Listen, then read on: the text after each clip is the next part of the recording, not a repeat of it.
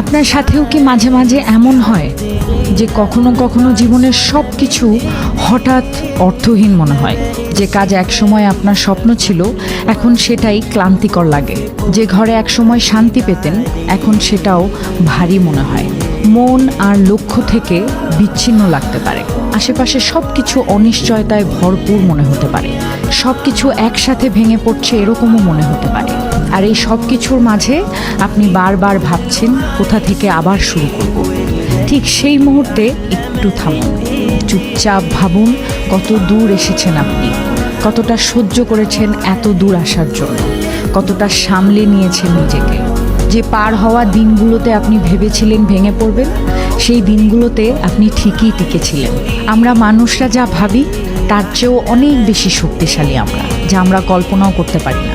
বিশ্বাস করুন, সব কিছু ঠিক হয়ে যাবে, ঠিক যেমন সব সময়ই হয়।